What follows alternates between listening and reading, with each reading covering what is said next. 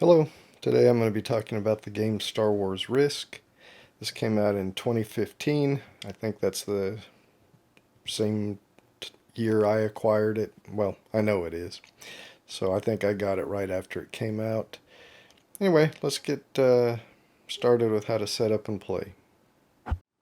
Alright, first thing you'll want to do is assemble the board. It comes in three pieces, kind of looks like a TIE fighter once it's assembled. Like so. The one player will be the rebels. They'll sit on this side of the board. And one player will be the Empire. They'll sit on this side of the board. You'll give the rebel player this deck of cards with kind of the greenish back. And they'll shuffle that deck. You'll give the Empire player this deck of cards with the reddish back. And they will shuffle that deck.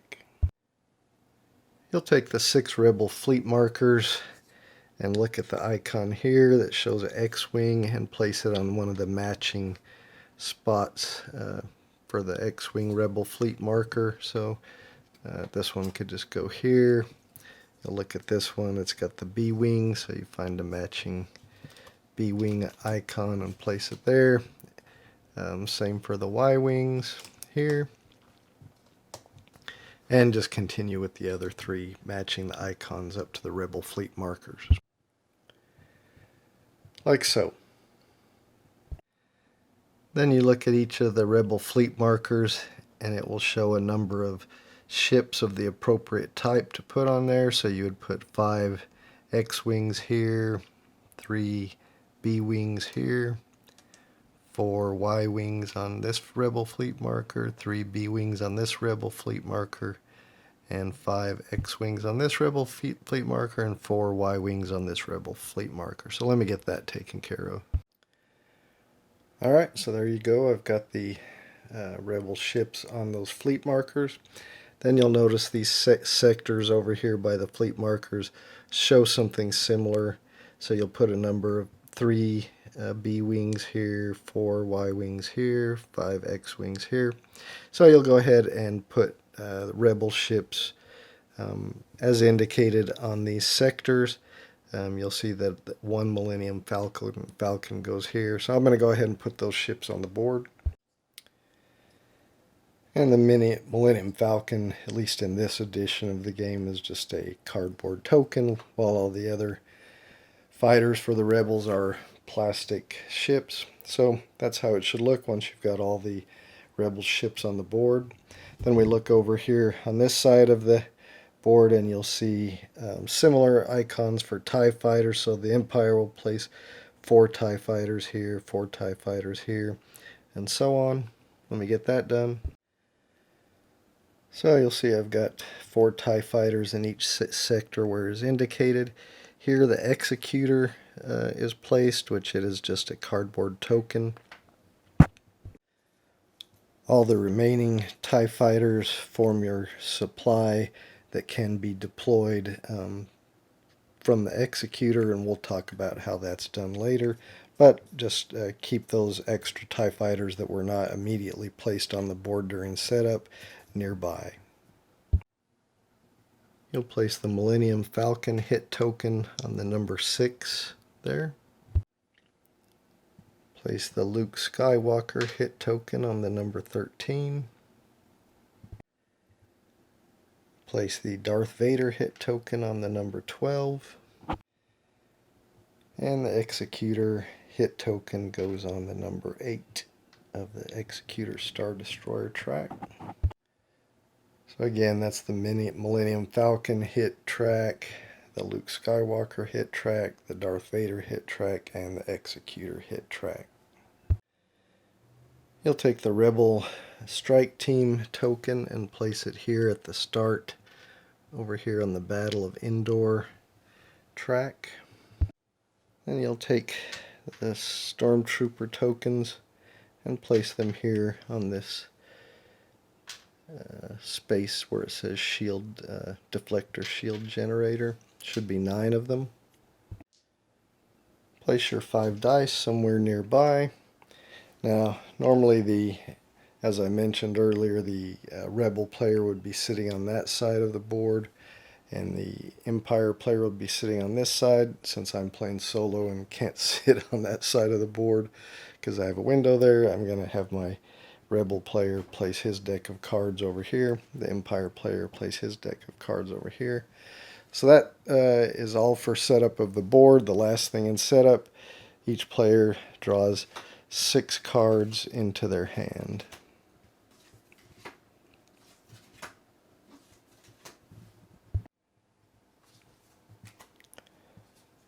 Alright, so that's a hand of 6 cards for the Empire player and the Rebel player. The board is all set up, so that is all for setup. Let's start with how to play. Alright, so how do we play? Well, the first thing, both sides will look at their hand of cards and choose 3 cards that they want to play this round, and then they'll put those cards down, the 3 cards that they choose, down in a stack. The first card will be the first order they're going to resolve, the second card will be the second order that they're going to resolve, and the third card will be the third order they're going to resolve. The players will take turns, so the Rebel player will have his stack of 3 cards. The 3 cards not chosen just remain in the player's hand. Again, the 3 cards that each player chooses will be their order stack. So the Rebels will reveal and choose one of the orders. So the order cards may have multiple different choices for orders. Like this has 2 different possible orders. So the Rebel player will choose one, execute that, then put that card in their discard pile. Then the Empire player will reveal their top order card, choose and resolve one of the orders that they chose, then discard that. Then back to the Rebel player where they'll resolve, reveal and resolve one of the orders on their next order card, and so forth until both players have gone through their 3 orders. Now it is possible to have more than 3 orders. Some actions you can take will end up giving you bonus orders, and we'll talk more about that in a little bit. But once players have gone through all their orders, normally 3, then they'll draw 3 cards from their deck back into their hand, bringing them back up to 6 cards, and then they'll repeat where they'll plan and choose 3 cards to execute for the next round. So let's talk about the different possible orders that the Empire player can give. First, if he plays this card, one of the possible orders he could play is the TIE Fighter. If that's the order chosen, the player can either deploy 4 fighters from his reserve into the same space as the Executor. And then if there were enemy fighters in an adjacent sector to the Executor, he could then attack with any TIE fighters that were in that sector.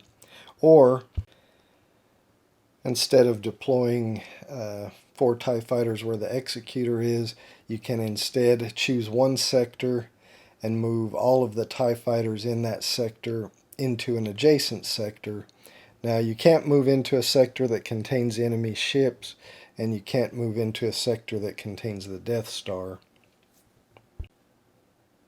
But you could move into a sector that contains your own ship. So for instance, if he played this TIE Fighter card, he can move all 4 of these TIE Fighters into either one of these sectors. There's no limit to the amount of ships that can be in a sector.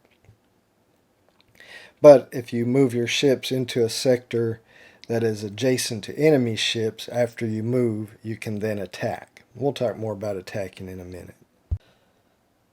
So just to repeat, if you play the TIE Fighters order, you can either deploy 4 TIE Fighters into the same sector as the Executor, and if there are enemy ships in an adjacent sector, you could attack, or you can move TIE Fighters into an adjacent sector as long as it doesn't contain enemy ships, and then if there, or the Death Star. And then if there are enemy ships in an adjacent sector to where you moved, you could then attack with all TIE fighters in that sector. Alright, another possible order that can be played by the Empire is the Executor. When you play that, you can move the Executor up to 2 adjacent sectors. So, 1, 2, however you want to do, up to 2 adjacent sectors. It can move into spaces with TIE fighters. And then if it moves adjacent to enemy ships, it can then attack those enemy ships by rolling 4 dice. And as I said, I'll speak more about attacking shortly. And I don't think I mentioned this with the TIE fighters, but this is the same with the Executor. If you play the Executor order, you can simply attack ships in an adjacent sector. You don't have to move. Same with the TIE fighters. If you played the TIE fighter order and there were enemy ships in an adjacent sector, you don't have to move. You can just play that order to make an attack from an adjacent sector. Alright, another possible order the Empire player can play is the Death Star order. When that order is played, the Empire player will roll 2 dice. They'll choose 1 Rebel fleet marker, either with ships on it or without. They all begin with ships on it. So they'll choose 1 as their target, then they'll roll 2 dice. On a roll 5 or 6, they destroy that Rebel fleet marker and any ships on it. So if there's ships on it, they're just out of the game, and then you flip the Rebel fleet marker over, marking that that Rebel fleet has been destroyed. If there's not ships on it, then you simply flip over the Rebel fleet marker, marking that it has been destroyed. And again, that's only if you roll a 5 or 6 when you roll the 2 dice. Anything else, and it's a miss. If there are no more Rebel fleet markers face up, in other words, they've all already been destroyed, and the Empire player chooses the Death Star order, he can choose any sector with enemy ships in it and roll 2 dice. And if he rolls a 5 or 6, then all ships in that sector are destroyed. Alright, we're going to switch over from Empire orders right now. There are still some more, but let's switch over to some of the Rebel orders.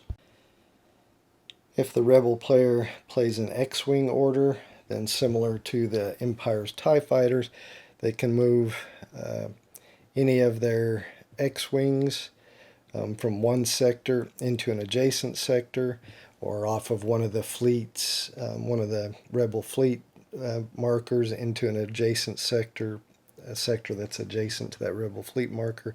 The Rebel ships can be in the same sector as other ships, Rebel ships that are of a different type, so these X-Fighters could move in here with these Y-Wings. But anyway, if you play the X-Wing order, you can move X-Wings from one sector into an adjacent sector as long as it doesn't contain enemy ships or the Death Star. If they then end up in a sector that's adjacent to enemy ships, they can then make an attack with each X-Wing in that sector. And as I mentioned, we'll talk more about attacking shortly. And just as I stated with the TIE Fighters and the Executor, you can play the X-Wing order and not move any X-Wings at all. And if there's enemy ships in an adjacent sector, then they can just attack from that sector. Alright, if the Rebel player plays the Y-Wing order, it's exactly the same as the X-Wing order, except you would be moving your Y-Wings either from a sector that contains Y-Wings or a Rebel fleet marker, and again they would move into an adjacent sector and they could attack if there's enemy ships in an adjacent sector. So exactly the same. And again, for the B-wing order, the same thing. You can move B-wings from one sector into an adjacent sector and attack any enemy ships that are then in an adjacent sector with all B-wings in the sector you move to, or you can just stay where you are and attack enemy ships in an adjacent sector. So again, it works the same wings as the Y-wings. I mean, it works the same as the Y-wings, the X-wings, TIE fighters, etc. If the rebels choose a Millennium Falcon order,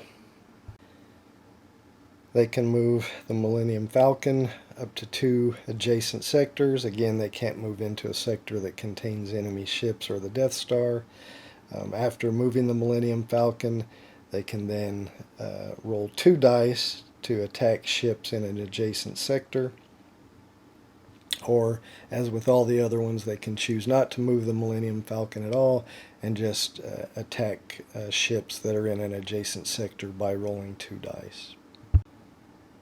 Alright, let's talk a little bit more about attacking. So, if, for example, and this works for attacking of most every type of ship, if the Empire player played a TIE Fighters order and moved these TIE Fighters in there, he would then get to roll 1 dice for every TIE Fighter in that sector if he was going to attack these Y-wings in adjacent sectors, so he would get to roll 4 dice. And then depending on what type of ship you're attacking, you either get a hit and destroy ships or not.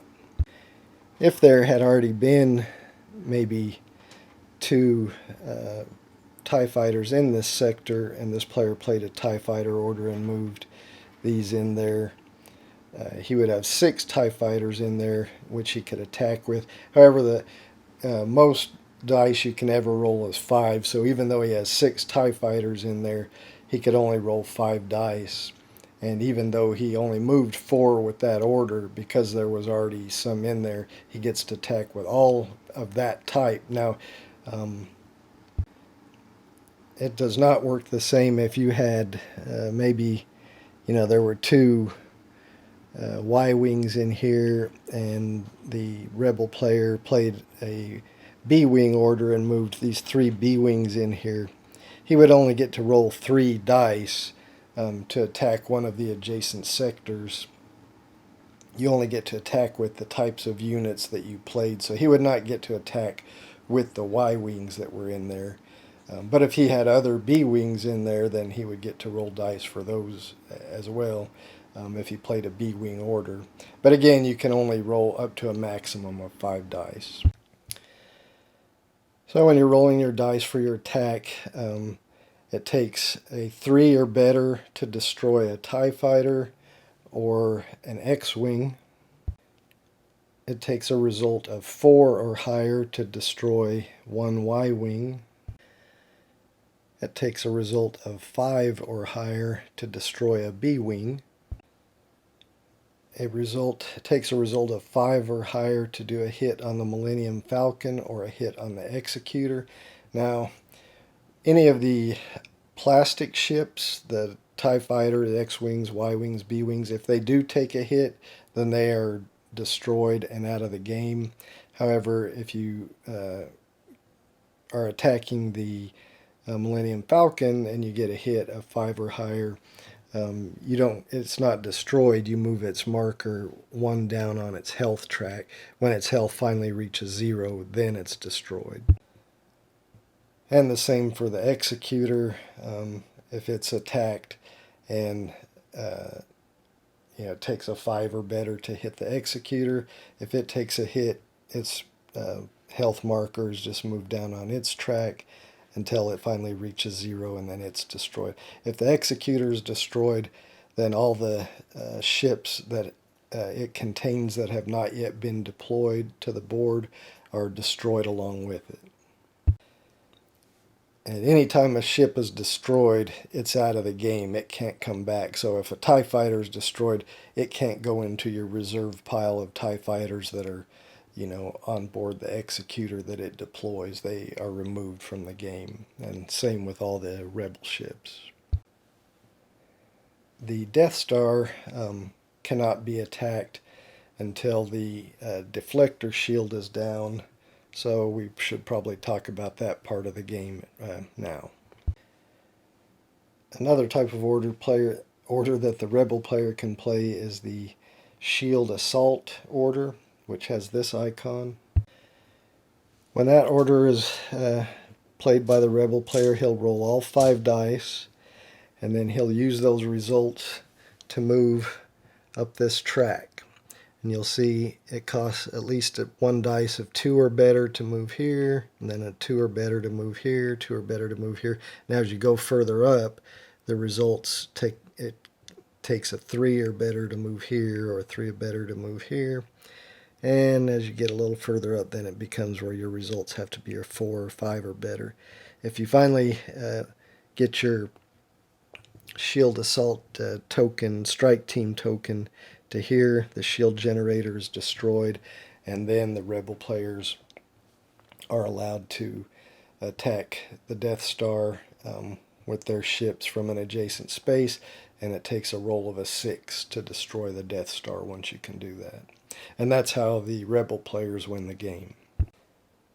Now the Empire player has an order called the Shield Ambush order. When he plays that, he can take 3 of these Stormtrooper tokens and put them on the 3 spaces directly in front of the current space that the strike token is on.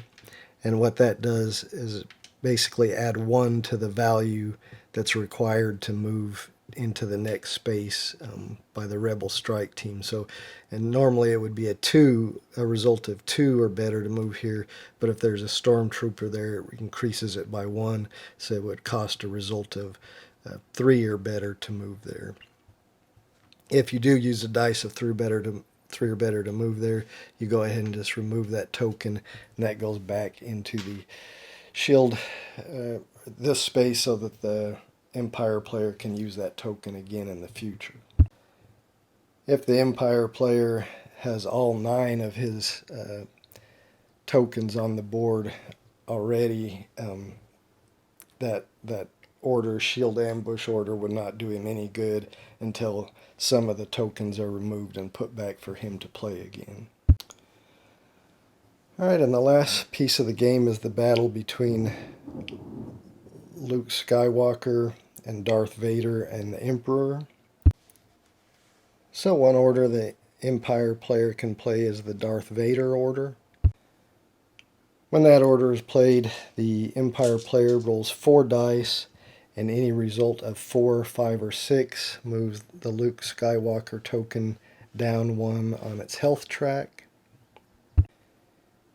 And similarly, the Rebel player has the Luke Skywalker order, which works exactly the same. They would roll 4 dice, and any result of 4, 5, or 6 would move Darth Vader token down on its health track. The Empire player also has this Emperor order, which is an attack on Luke. If the Empire plays that order, Luke just immediately goes down 2 spaces on his health track. And the last possible order to talk about is the Darth Vader Redeemed order.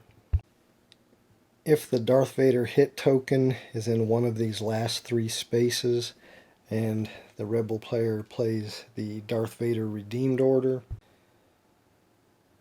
and then in that case both Darth Vader and the Emperor are destroyed.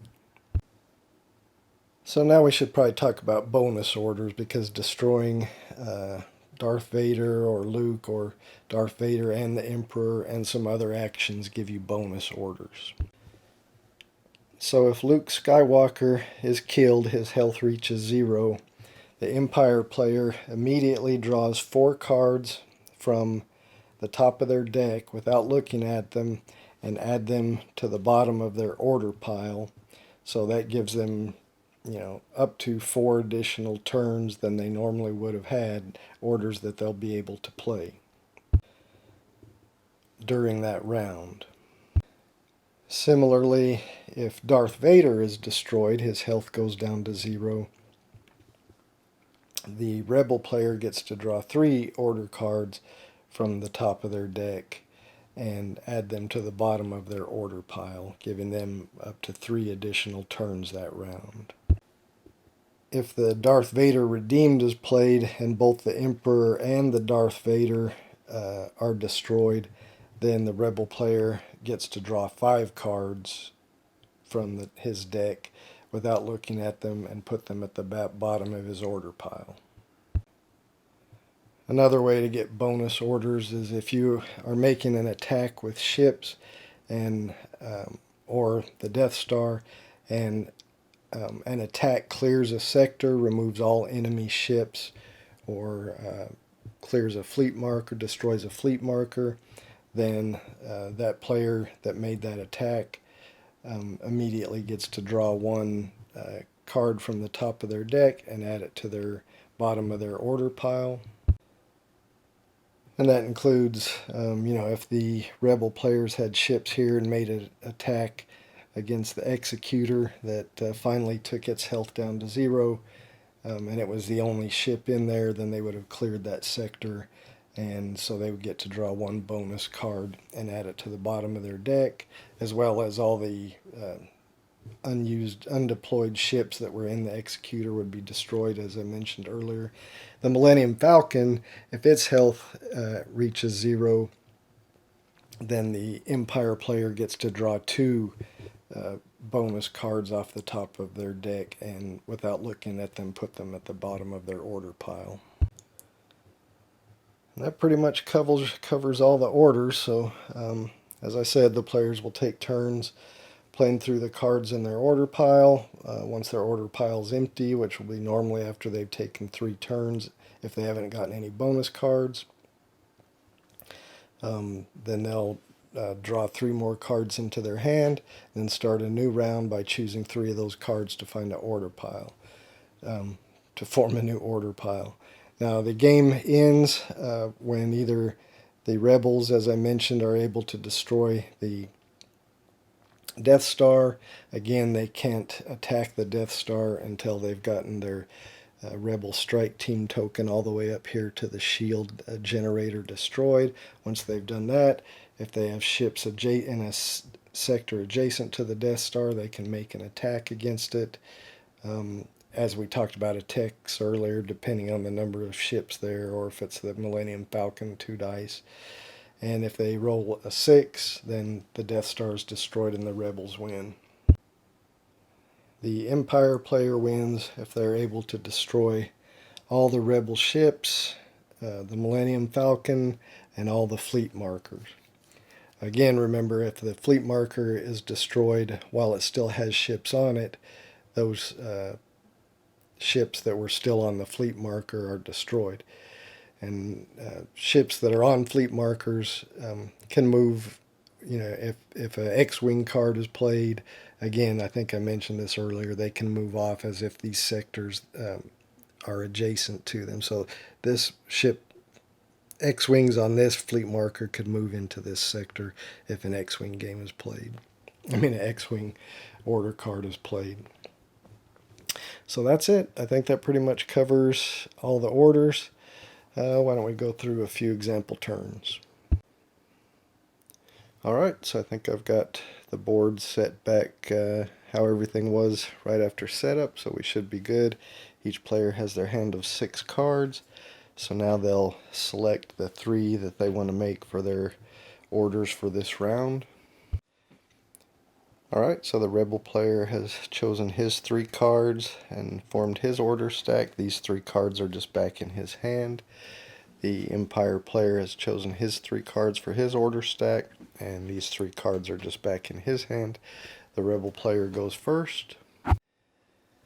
So he flips over the top card of his order pile, chooses which order he's going to resolve. He's going to resolve the B-Wing order. So he's just going to move these 3 B-Wings into an adjacent sector. So he's going to move them off of this fleet marker into this sector with these Y-Wings. There's nothing he can attack, so he's done with his order. This now goes into his discard pile. Okay, the Empire player now reveals his top card. Choose which order he's going to do. He's going to do the Executor. He can move the Executor up to 2 adjacent spaces. He's just going to move one space. This is all one large space here. And then he's going to attack into an adjacent sector. He's going to attack the Millennium Falcon. The Executor gets to roll 4 dice. Of course, he can, since he's attacking this sector, if he gets hits that can't hit the Millennium Falcon, he can assign them to those X-Wings if he wants to. So let's see what he gets. 4 dice. Oh, well, I should have moved this one further out of the way. Alright, well, he got 1-4. That can't hit the Millennium Falcon because it takes a 5+ to hit the Millennium Falcon. So he'll assign that to an X-Wing. So that's just out of the game now. And then he'll assign his 2 6s as hits to the Millennium Falcon. So the Millennium Falcon will go down 2 on its health. Alright, so now he just moves that into his discard pile.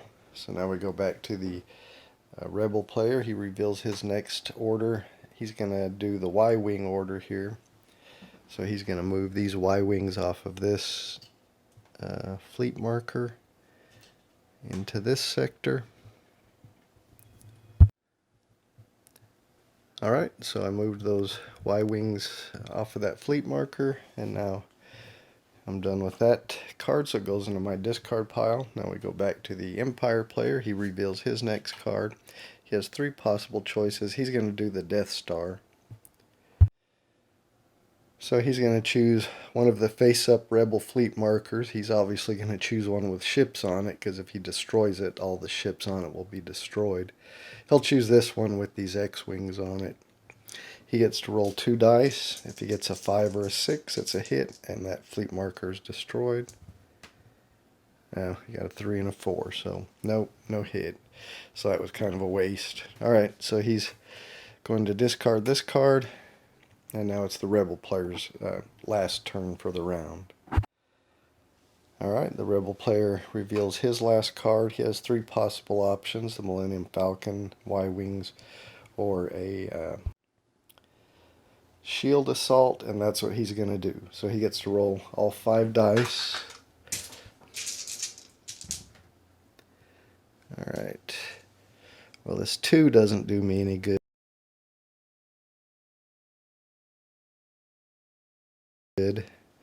But the 3, 4s, and 6s do. So I'm going to be able to move 4 steps up the track because I can use this 3. It requires only a 2 or greater to move there. I can move this 4, or I can use that 4 because it only requires a 2 or greater to move there. I can use this 4 because it only requires a 2 or greater to move there.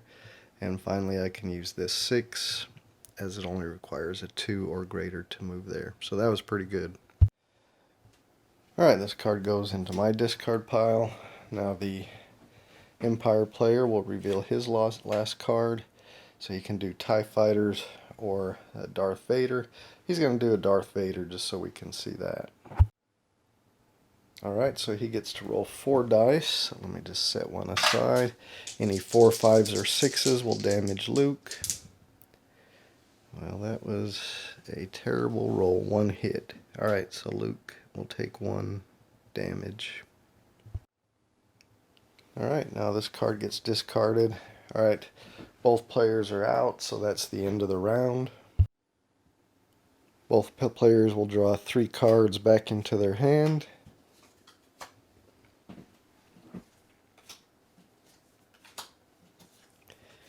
And then they'll choose 3 more cards to be their orders for this turn. Alright, so the Rebel player has chosen 3 cards from his hand of 6 cards to be his orders for this turn. His other 3 cards just return to his hand. Same for the Empire player. His other 3 cards just return to his hand. And so the Rebel player will reveal his first card. So he has a choice of X-Wings, B-Wings, or the Rebel Assault,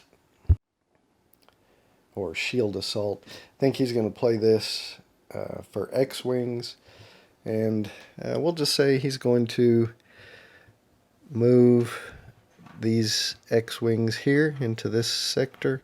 Now there's actually a blue line separating this sector from this sector. You can't really see it, but there is. Anyway, he moved 4 X-Wings. He's going to then attack these TIE fighters, so he gets to roll 4 dice. Alright, what did he get? Well, actually, that's all 4 of those are hits because it only takes a 3 or better to hit an a TIE fighter. So he kills all 4 of these TIE fighters. They just go out of the game. And then because he cleared a sector, he gets to draw a bonus card. He doesn't look at it, but he puts it at the bottom of his order stack. Alright, that's his turn. This goes into his discard pile. Alright, the Empire player now reveals his card. He has TIE Fighters or Darth Vader. Let's say he's going to do his TIE Fighters. Now remember, he has the option of either moving and attacking with TIE Fighters that are already on the board, or he can deploy 4 TIE Fighters where the Executor is, and that's what he's going to do. So he takes them from his supply of TIE Fighters that are, I guess in the Executor, and the Executor deploys them. And then he has the opportunity to attack an adjacent sector with those. So he could attack the Millennium Falcon, or he could attack into this sector. And he's going to attack into this sector with these B-Wings and Y-Wings. So he gets 4 dice because he deployed 4 X-Wings, or TIE Fighters. And he rolled. Alright. Since he's attacking into a sector with B-Wings and Y-Wings, this 3 is not going to be a hit because it takes a 4 to hit Y-Wings, and a 5 or 4 or greater to hit Y-Wings, and a 5 or greater to hit B-Wings. So he's going to apply this 4 to one of these Y-Wings, so that's just out of the game. And then he's going to apply these 2 6s to B-Wings and eliminate these 2 B-Wings. They are now out of the game. Alright, that's his turn. So he'll put this in his discard pile. Back to the Rebel player. Alright, Rebel player is going to reveal his next card. Alright, he has the option of Millennium Falcon, Y-Wings, or the Shield Assault. I think we'll do Millennium Falcon just to show that. So the Millennium Falcon can move up to 2 sectors and then attack with 2 dice. So we'll just say he's going to move. He could just attack there if he wanted to, but I'll just move him here, and then he'll attack these TIE Fighters. He only gets 2 dice. Well, so just 1 hit, so that's not good. So he hits one of these TIE Fighters. Alright, so this card goes into the discard pile. It's now the Empire's player's second turn. So he can do the TIE Fighter or the Shield Ambush, and we'll just do the Shield Ambush to show how that works. Alright, so he gets to place 3 Stormtroopers in front of the Rebel strike team there to increase the value required to move up the track. Alright, so this gets discarded.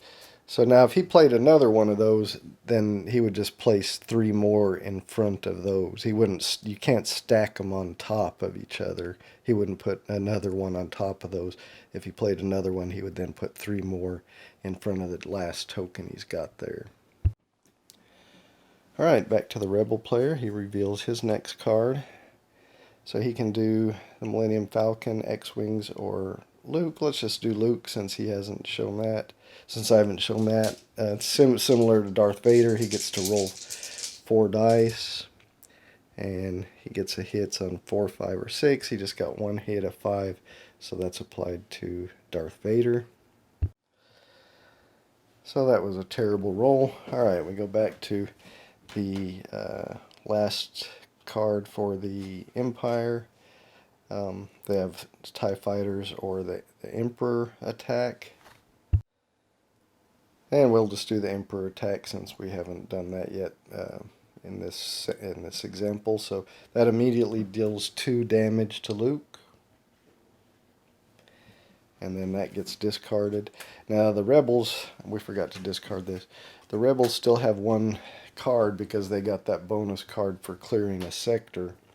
So now they get to play that, and they can do the Y-Wings or the Shield Assault.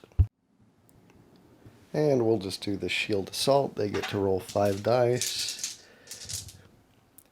And then, alright, so this 2 is not going to be helpful because even though it normally would have only taken a 2 or greater to move the next step, because these stormtroopers there with the +1, it now takes 3 or greater, so that doesn't help at all.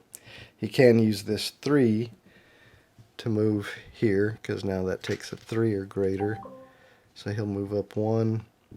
This now goes back to the supply of stormtroopers. He can use this 5 to move here because that takes a 3 or greater. Put that back in the supply. And he can use these 2 6s to move another 2 spaces forward. So 1, 2. And now he's making good progress up the track. And he now discards this. And now they're both out of orders, so they would draw 3 more cards into their hand. Choose another 3 cards out of their hand of 6 to be their orders for the next round, and so forth.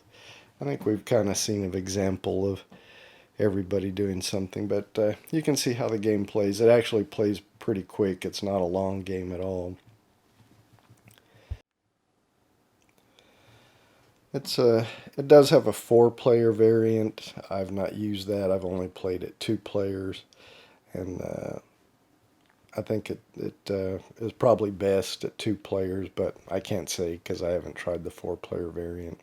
Anyway, I think this is a good, quick game. I was surprised how much I enjoyed it. There is a lot of luck involved with the dice rolling, obviously. There's nothing to really mitigate the dice roll and sway the roll one way or another too much. I guess the stormtroopers a little bit, since they add what you need to advance up the track. But anyway, if you don't mind a little bit of luck to swing the outcome of a game, it's still pretty fun. So I enjoy it. I can recommend it. I know there's this is like the regular version. I think there's like a black box version of it, and I think you can still get it. That has some upgraded, I guess that's kind of like the premium version or something. I think it has a little Death Star model and maybe a Millennium Falcon model, and I think it's actually got Stormtrooper figures instead of these tokens. I'm not sure what all the other differences is. Maybe some better quality card stock. These are pretty flimsy. But I think this game wasn't very expensive. I don't know what it costs now. I do think you can still get it. Anyway, that's Star Wars Risk. Thanks for watching. I hope you enjoyed it.